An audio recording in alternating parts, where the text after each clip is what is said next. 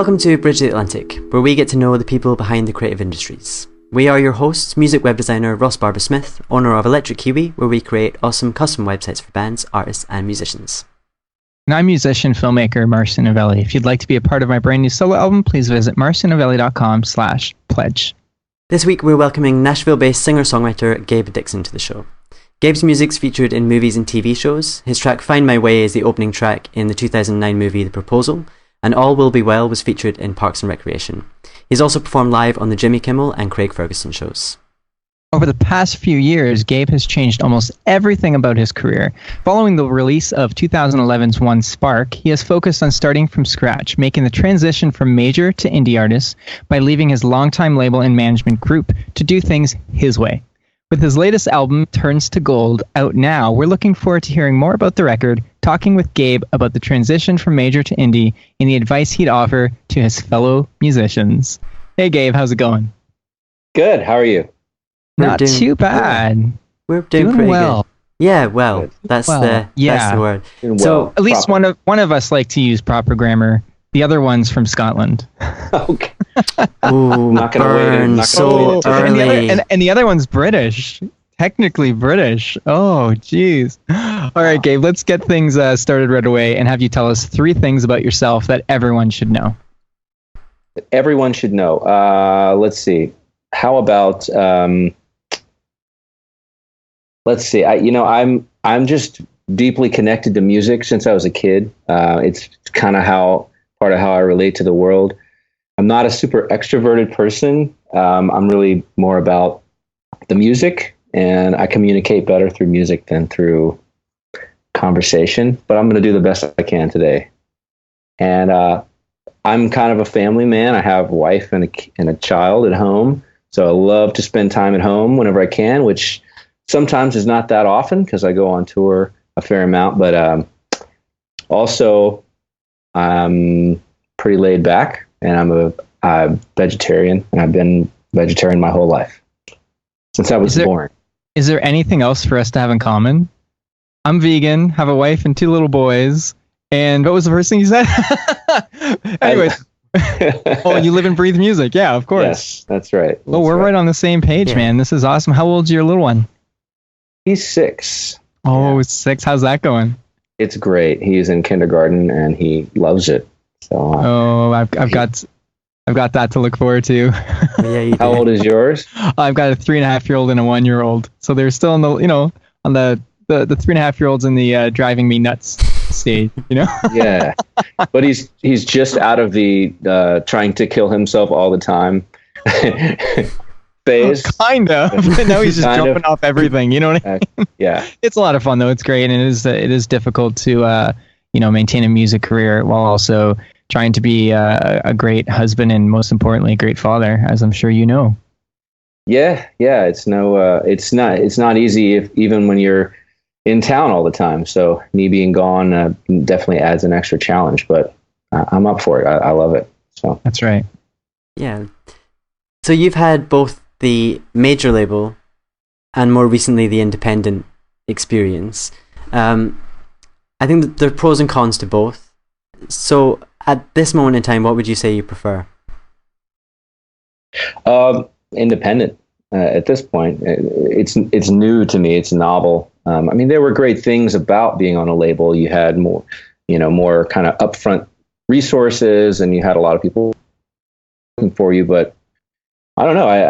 I felt like I was too much at the whims of the personnel changes at the label, like people getting fired, coming in. I wasn't ever sure if the person who really loved my music was going to be at the label in a few months' time. So. And I kind of got burned a few times by a couple of different labels in that regard. But I don't know. I just love the idea of, first of all, owning a recording. Before this independent record, I never owned more than like 10% of any recording ever made. So it's nice to. And that's actually a better deal than most. Yeah, 10% is actually a higher percentage than most artists get.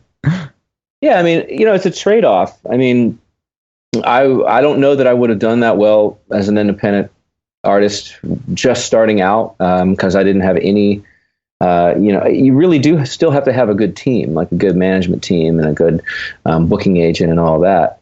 But like when I first started out, it was nice to have a record deal, nice to go and have people kind of helping guide it and be sort of the more in control, I guess, creatively. But after a while, I just realized that wasn't for me. Started to kind of learn a little more what I wanted and what kind of music I wanted to put out there. So. Well, how do you feel being on a major label kind of helped prepare you to become an independent artist? Well, I think my whole evolution as an artist has been this journey of realizing that I need to trust my own instincts and my intuition about things. If something doesn't quite feel right, maybe don't do that. If you're going to go if you're thinking about a manager or thinking about a record label and there's something that's a little sleazy or a little like can't quite figure it out, but something doesn't feel right, maybe try something else, and I think being on a label, here's the problem that I've had with labels, and that probably a lot of people have with them, is you're only a priority for them as long as they see fit for you to be. It's not guaranteed that 6 months after your record comes out, for example, that they're still going to keep like pushing the record and trying to put it over the top. So and I don't know, I'd rather I love the crowdfunding model, because I can just appeal directly to my fans and say, look, I want to make an album. I have a whole bunch of songs, and will you help me do that? And they do. And it's almost like you still need the functions of a record label, but it's nice to cut out the middleman and like the people saying, well, we need to market you like to this, and we don't want this song on the album, and we want, it just feels a little more natural and like healthy for me as an artist to make more the creative decisions.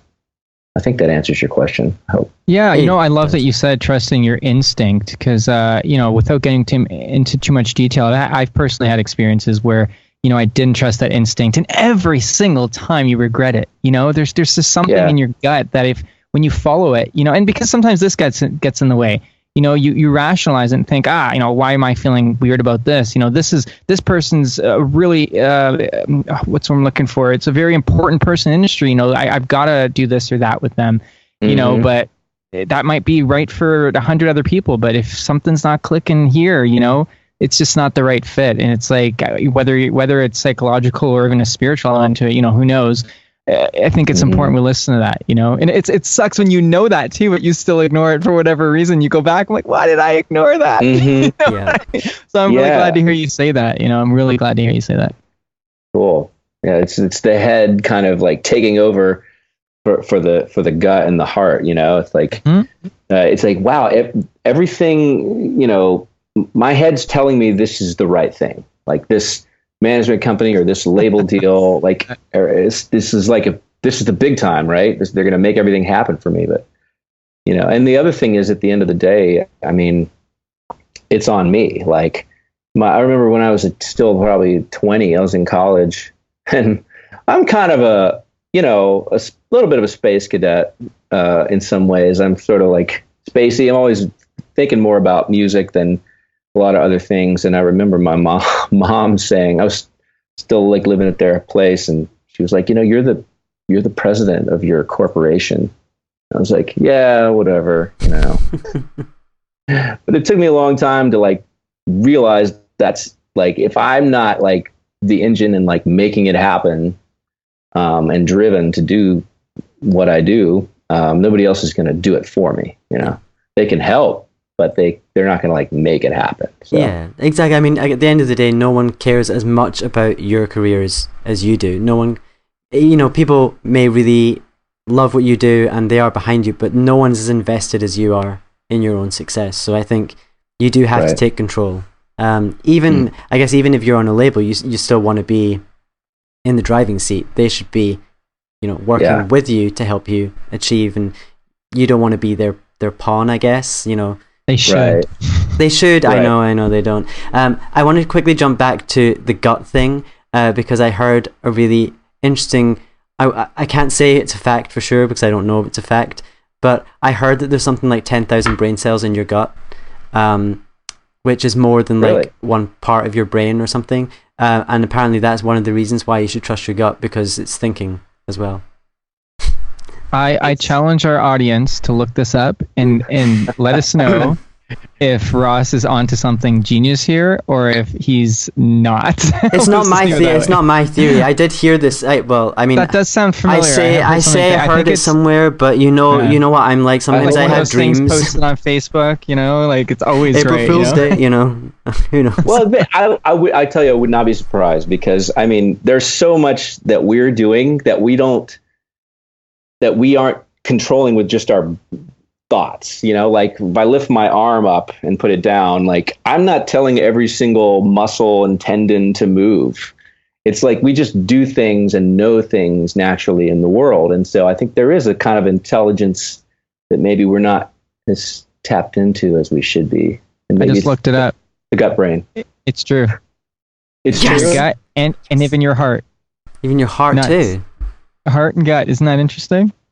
I'm definitely going to start thinking more with my heart and my gut. My brain's pretty useless most of the time. Interesting. So I'm just going to use those parts. I would agree with you. Finally, I agree with you. I know, it makes a change. Wow. That's food for thought.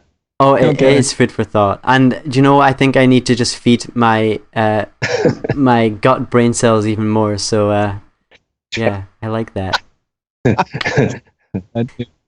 So Gabe, we touched a little bit on this at the start, about being a family man, and we're always quite curious. Obviously Marcio has kids as well, so we're curious about how artists with families balance their personal life with their music.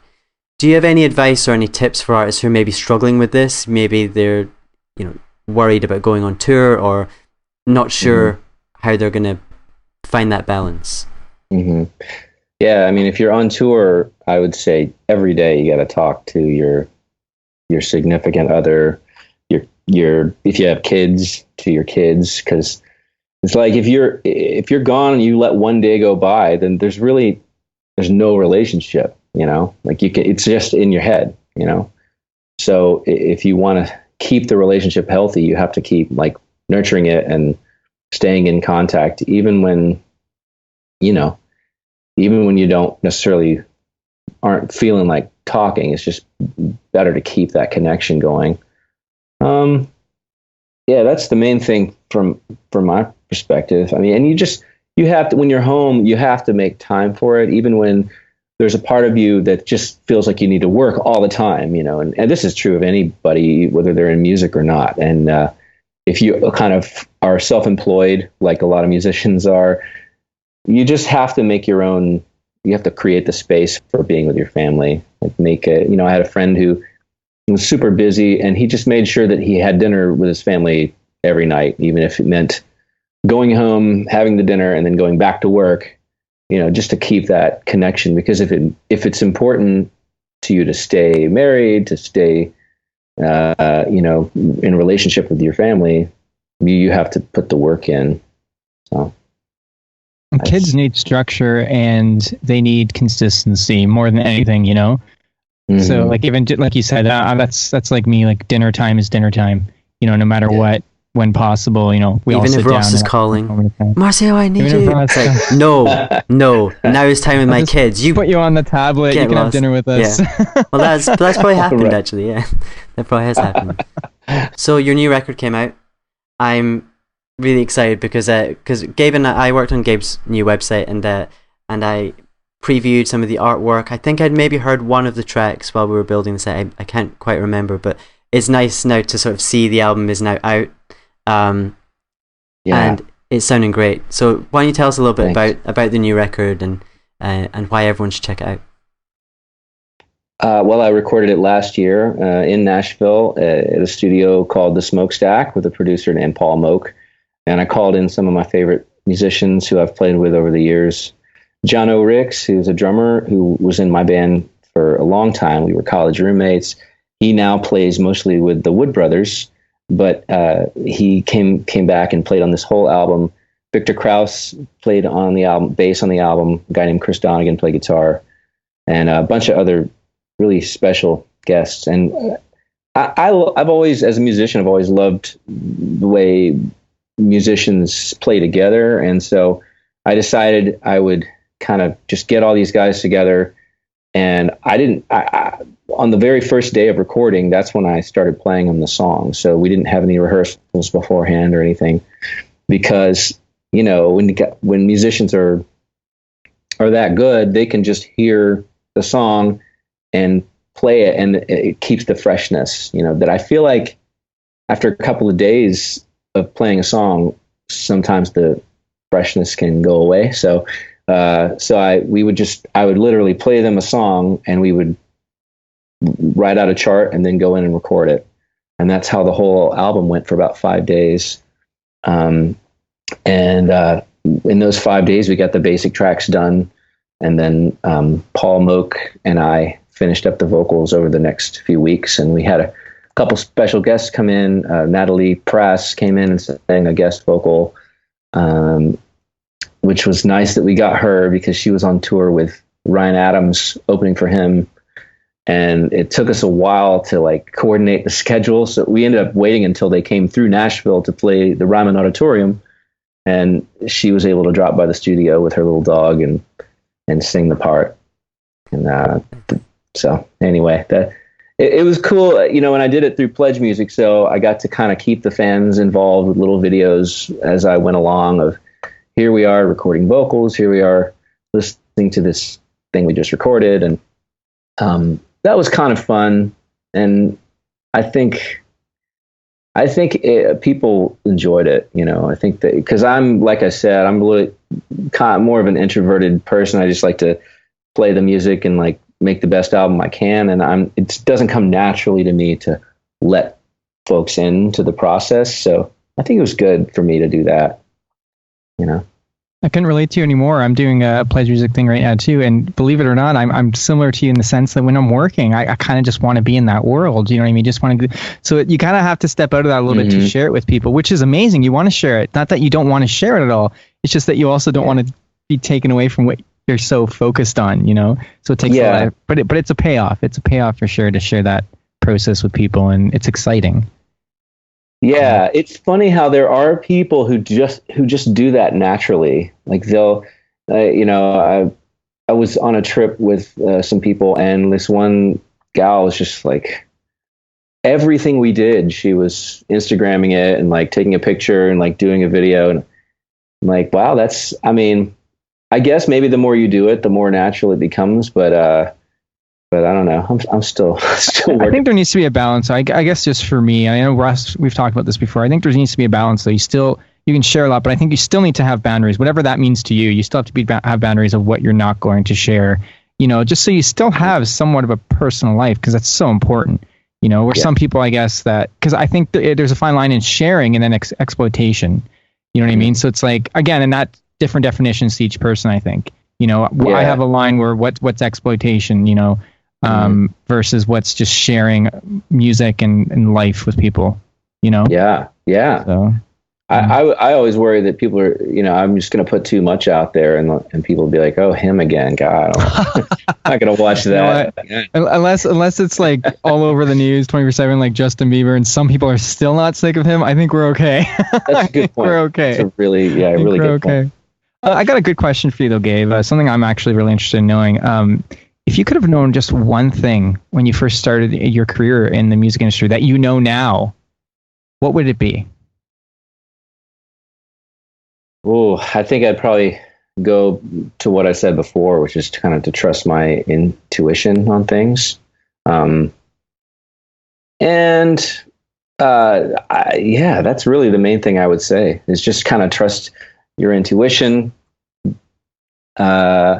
And also, I mean, people ask me a lot what like if they're a young artist, like what they should do, and I feel like you should just play as much as you can and create as much as you can, and persevere. And these are things that I kind of did, so I can't say, well, I wish I'd done that.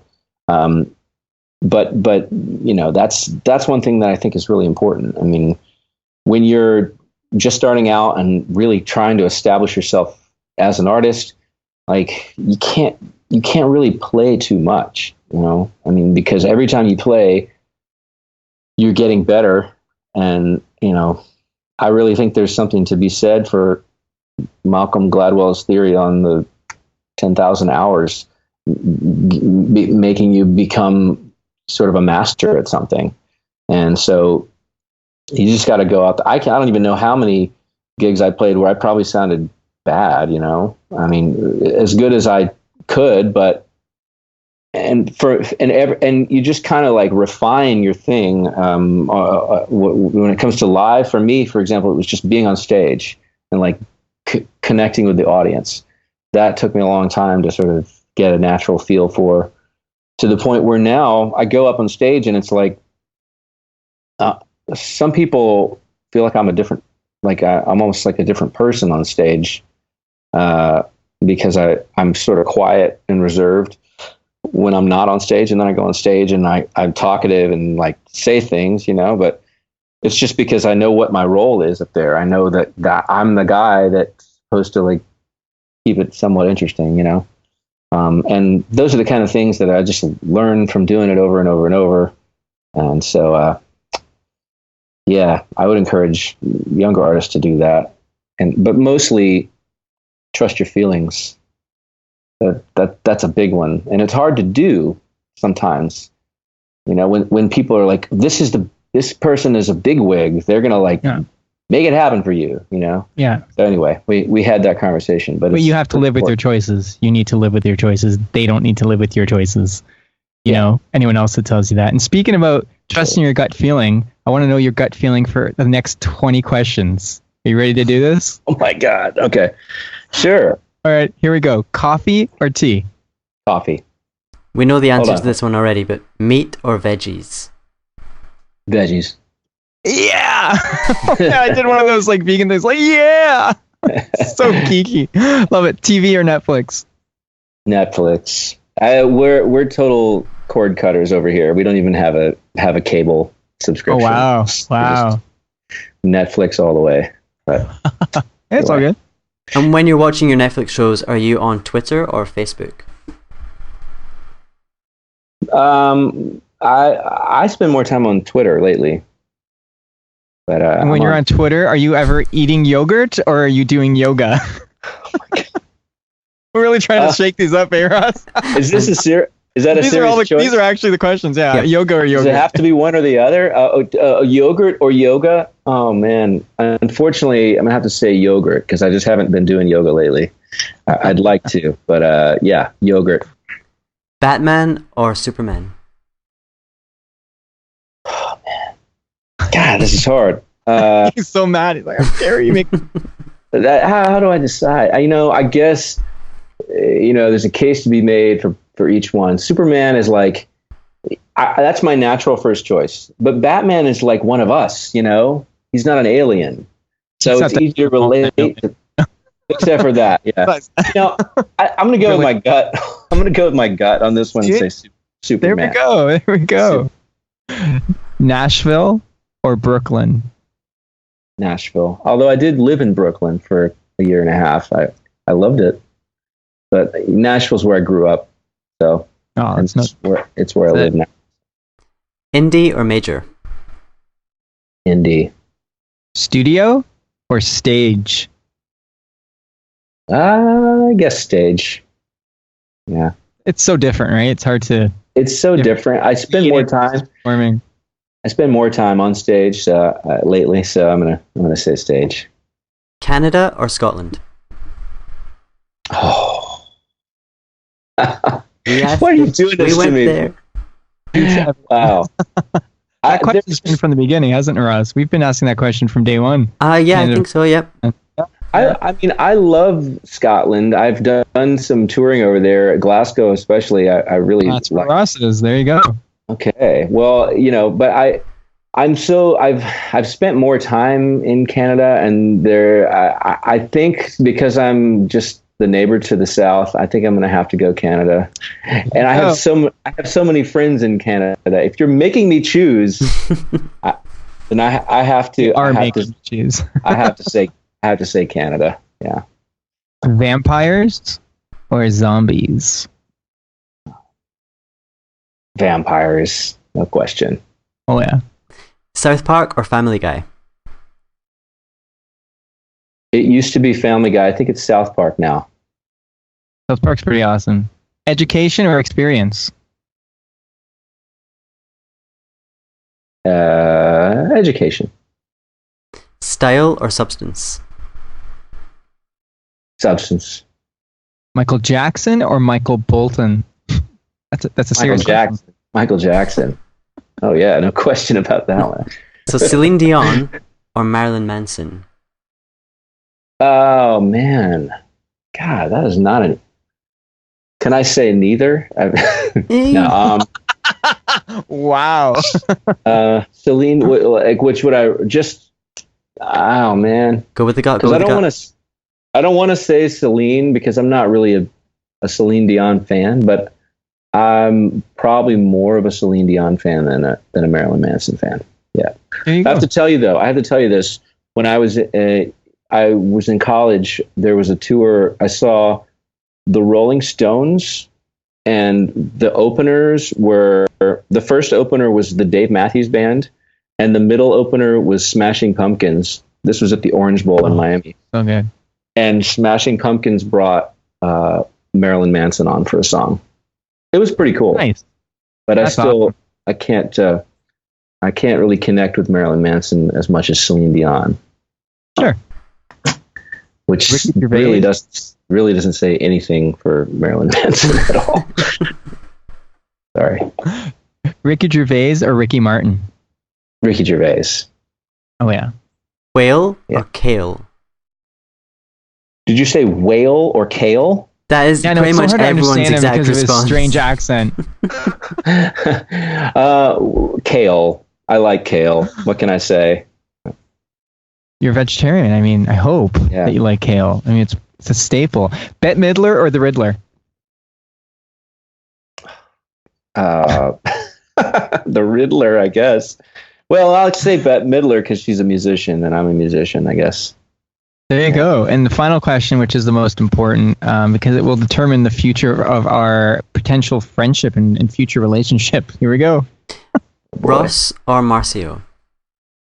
Oh, come on, guys. Do you really do this? We do this, to everyone? Yeah. That's awful. Yeah, that's usually awful. Yeah. I'm just going to say, only because I've known you longer, I'm going to say Ross. Yeah. That's the only reason. You've known me longer and I'm more awesome.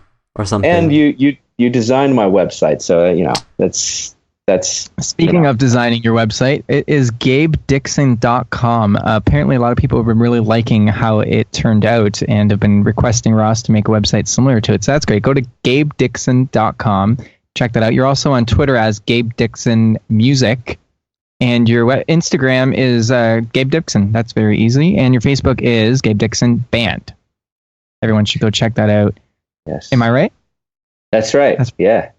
Cool. And as for me, I'm working on... Oh, what? Go ahead, Ross. No, sorry. Go ahead. I actually just wanted to put in enthusiastic... Just make me have to do more editing on this.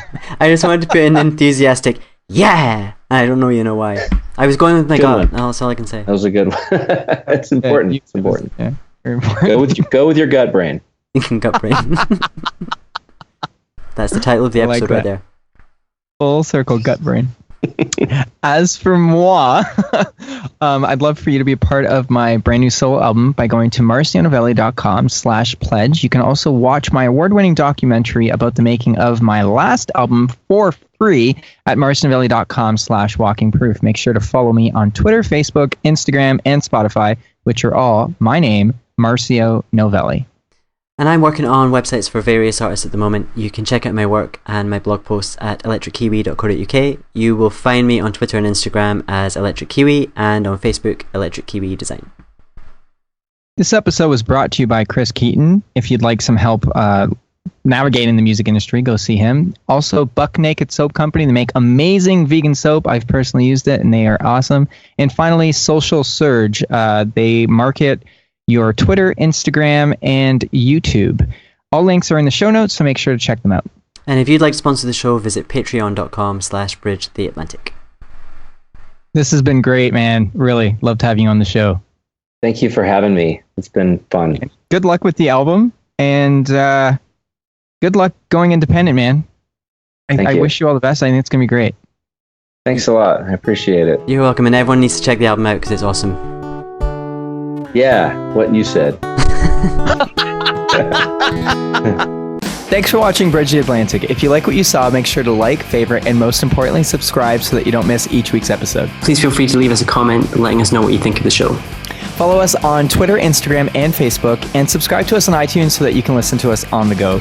Thanks again for being awesome, and we'll see you on next week's episode.